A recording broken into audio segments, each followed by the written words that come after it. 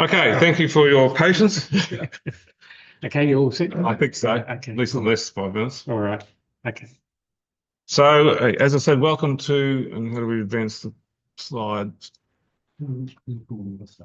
Okay, so I'll try and make this reasonably short and sharp. This is basically the same set of statistics that I put in front of most TTSOs, bit of feedback for observers and participants about how the effort across the whole region. I realise it's very easy for individuals doing their observations in isolation comparatively to not necessarily be aware of the big picture, whereas for the likes of myself and Dave Galt and Dave Harold, who are receiving all your observations, we know there's a lot going on and a little bit too much sometimes. So just to share with you, this is stats. The early stuff was collected by John Talbot, and the latter stuff by myself, give you an indication of where things have gone along the way. And the last column on the right is the one that really hurts. The last two columns giving you the numbers of positive events that have been recorded across Australia and New Zealand in each of those calendar years. So if you go back to 2008, it was 47. Back in 2000, a bit of stats I was going to use in my talk on Saturday, but didn't. But back in 2000, the number was 7. Only 7. Here we are in 2024 with 503. So, and the really alarming bit is that for 2008 and 2024, we both had 26 observers. Same number of people watching many more events, 280 reports back in 2008, 1,500. And that 1,500 has been stable for the last couple of years. So the same number of people, they're different people, but the same number of people are getting out and doing a lot more observing with a lot more success. Obviously, success is very motivational. And so getting those outcomes motivates people to do more. And given that most of those people, and most people in this room are retired, that's pretty straightforward. It's not so easy for those that have got to go up and go to work in the morning. One number on here that I'm particularly happy about is the first column, the number of observers. We've been stuck on 21 for quite a while. It wasn't the same 21 people. When you look back into the 2010s, we had higher numbers. That's a little deceptive because back in that era, we were getting very high profile occultation events, particularly involving Pluto, and a couple of, key events that we were motivating people to go out and look at, and people responded, but only for those events. So a lot of those people, a lot of those numbers represent a single observation by someone. That hasn't been the case in the last few years. Pluto is getting well cleared of the Milky Way field, so the number of events and opportunities have dropped off. But in 2024, with 26 people, they were people who have, in some cases, previously contributed sporadically, have come and become regular observers. Mostly in Australia. People might have seen in the last 6, 8 months, there's been quite a strong resurgence of occultation observing around Adelaide, which I probably should acknowledge Rob Pavinsky's influence there has clearly motivated people. And then the success that we're seeing here, that perhaps those people weren't seeing back in the noughties, has carried them forward. So they've become quite regular observers, and we now actually have excellent coverage around the greater Adelaide area. Just got to get that sort of traction in some other parts. Michael and Victor are having some good success in Auckland, so despite the weather they have to put up with up there, I've got high hopes that maybe we can see a community of observers there, because the community does help new observers come in. We see that in the Adelaide group too. You've got some old hands who are very experienced, and bringing some new observers along who become established. And this is where my laptop becomes a pain in the ass, because my display adapter has gone rogue and likes to make things red. And it's not me. I suspect what happened, it was down in the observatory in night mode, and some update has come through and zonked it. And so I have random red screens, and here's one of them. So the almost impossible to read graph is showing that trend of positive occultations on a monthly total basis. So last year we hit a record 71 events, 71 positive events in a single calendar month. And we've had a red hot go at breaking that already. April was 70, just gone by. Unless someone's got some more events that they haven't reported yet, in which case we can break the record. It's just a continuing trend. It's getting bigger. And we add on top of that, this is sort of the observer effort. And I think this is quite interesting in the sense that the number of reports has been basically the same the last 2 years, and I can't see it going up a lot more unless we get a lot more observers, because I think we're pretty much saturating the effort that our people can do, short of even worse levels of sleep deprivation. The light green line, that's the number of reports received, so that's whereas the blue line is the number of events monitored. And the fact that there's a gap between them is a good thing, because we want multiple observers on events where possible. That doesn't mean they're all getting positive, but multiple observers on events is a good thing. And I've added Bill Hanna's efforts on the bottom. Bill is such a dominant force in observing occultations in this part of the world. You can show the output from his setup at YAS, superimposed in there. Yes, you've got the annual top cycle. Summer is short nights, Milky Way field hidden, and for me, it's the wet season. So it's very biased against summer observing. It's a winter thing for us. So there's some totals for people who don't have a life and spend their time staring at blinking stars. There's obviously plenty more names on the bottom of that list, and there's always a debate about how far down the list I go with helping people, recognising people's efforts. The real standout here for me is John Broughton, because John, unlike the rest of us, goes mobile for not all, but a lot of his observations, and he chooses his events to get success and for, as Dave showed on Saturday, and we'll show again shortly, high scientific yield. So his is mostly mobile, whereas the rest of us are mostly staying in one place. And that shows. He sent me 48 reports, 41 of them were positive, and quite a lot of those were these misses were close constraining misses on sets of positives that he'd already had otherwise done. So yeah, that's for 2024. I think there'll be some different names on there for 2025 already, particularly from the Adelaide group. So quite looking forward to that. Okay, so reporting process, this is just a reminder. We have our MP observations email on our server. At the moment, I think I'm the only person getting those. No, you're getting them too? Oh, okay, you're getting spammed. Yeah. We want to make it short like that so that when we can bring more people into the processing, if we need to do that, we don't need to change the process. It's a common email. For misreports, just send me the Excel file. I don't really need the other stuff. If you generated the other material, hang on to it, because if someone else has got a positive or there's some interest, we can come back to you. But that first instance, that's all I'm chasing. For a positive report, the MS Excel file, please.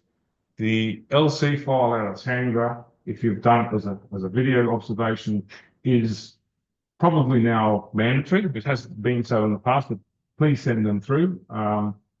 They help generate the light curve records that we keep in occult, and can often, as I've talked this afternoon about improving light curves to improve the precision of the timing of your observations. A CSV file is probably the next best thing, but I would probably rather the light curve because we can reprocess them. I also like to have a nice graphic of the light curve to put on the website. If you don't send me one, chances are I'll make one out of the LC file. And that's good just to eyeball, see what the quality of the observation's like, because we all make bad quality observations. The weather does that to us, and so do faint stars, so don't feel embarrassed about it. Just share that quality, because it is an input into how we do the processing. Feel free to add some narrative in the emails. I've established a habit this last year or two of recording a text file with each record in our, we have a OneDrive system. It's my personal OneDrive, but I have a whole section of it saved off for TTSO, or for TTOA occultations that I share with Dave Gold. And that context about something else that was going on or your thoughts on the observation is often really useful to go through with that.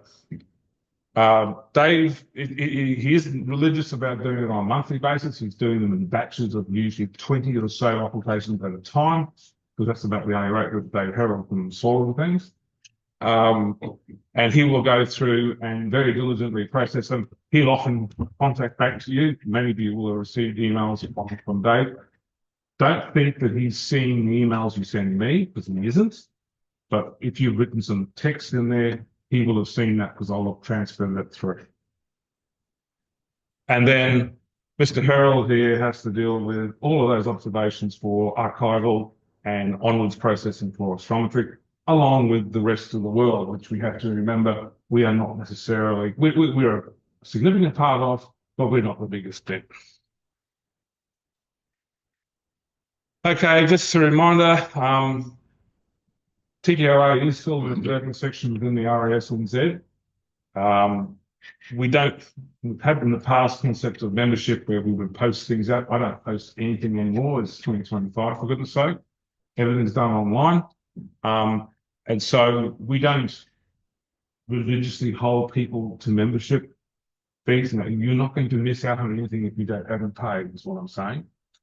That said, we do have a number of costs. The main one is supporting the publication of JOA, which I would love for people to participate to a great extent in contribution of articles. Have a good read. There's some good yarns there, often written by people in this room. But it's a significant cost to the section, and so we need to find funds to do that. We do have a conventional bank account. It's an NZ-based account. The New Zealand banking system was a bit freaked out with a non-resident trying to transact on it. So we're slightly locked out of the thing at the moment, because it was all based on checks with 2 signatures, and Murray's the only signature. Money can go in, but we can't get anything out. So I would really like a volunteer to be a treasurer to help with that. And I want to move to online transactions, preferably a New Zealand resident, because it's just too hard otherwise. So at the moment, it requires 2 signatories on one of them. So we need another one in New Zealand. Just a little thing that came up in Saturday's AGM for the RAS and Z, which was a fairly painful sort of a meeting on account of the fact that they're reworking through their constitutions to comply with a change legislation here. It's sort of shone a bit of a light on the status of sections and what a section is and what it isn't. And I'm a little unsure now as to I think we're okay on the financial front, but the legal status is a bit unclear. And as it was for everyone else in the room. So they've undertaken to go away and do a little bit more work. They've got a deadline of April next year to get a compliant constitution with this government body. And I've got to wrap my head around what it actually means. But my intention is that nothing changes, preferably. And the website. Now, I had hoped to be able to do some sort of grand reveal today, but TTSO got in the way. So there's been very little progress, but I have started the progress of rebuilding the website as a WordPress site, simplifying it heaps, because a lot of what's on there really doesn't need to be on there anymore. There's so many more resources out there for people to access information without it being on our website. I'm not going to take the old website down. It'll still be there. It's still accessible. But we'll be consolidating back to some supporting information, some training instructions.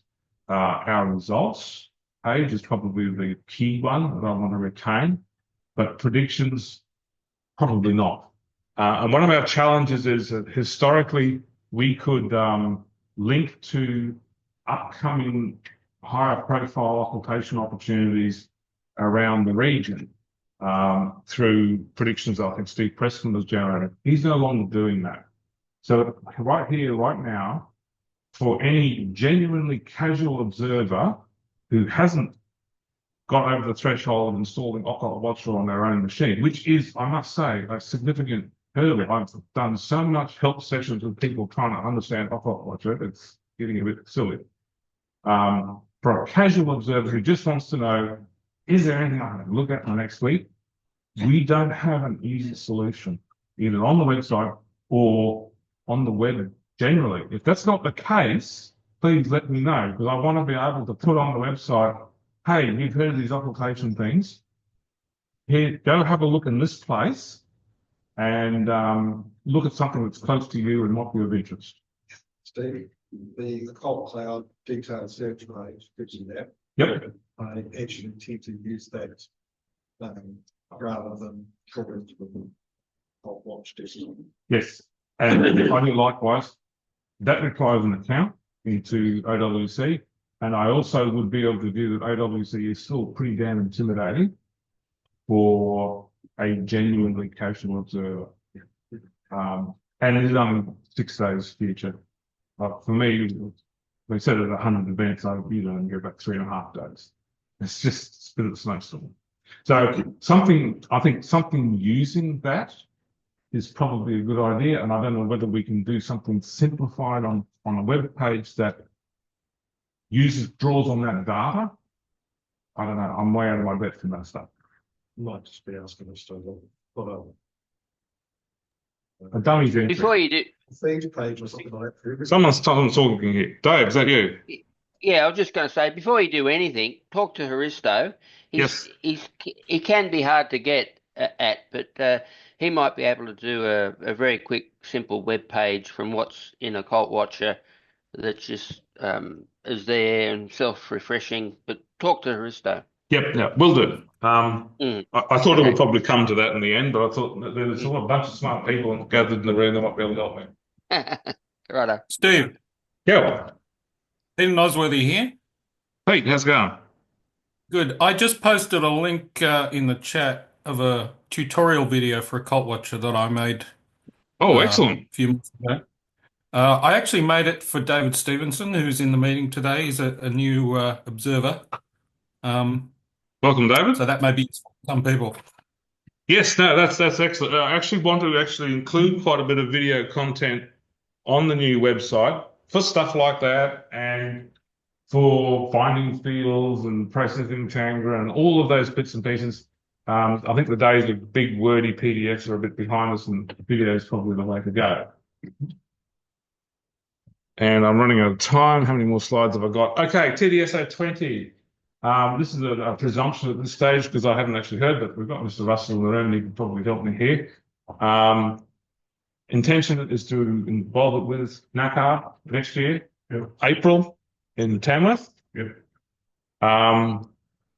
Every year it's a struggle to get content for these things. So today's talks are largely my daydream of what I'd like to hear, and then I go and harass people to bully them into doing presentations.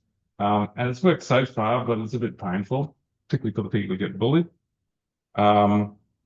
So put your thoughts about, with everything being done on Zoom these days, committing to give a talk is no longer necessarily a commitment to attend. You can present remotely. Last year at Parks, I think Murray and I were the only people who presented in person. Everyone else spoke remotely, and it works fine. So don't think that travel to Tamworth is a barrier to giving a presentation. You can't use that excuse anymore. Yeah. And that's all I've got, and I'm probably out of time. Right. Any questions? No, that's good, because we're going to the next talk, which is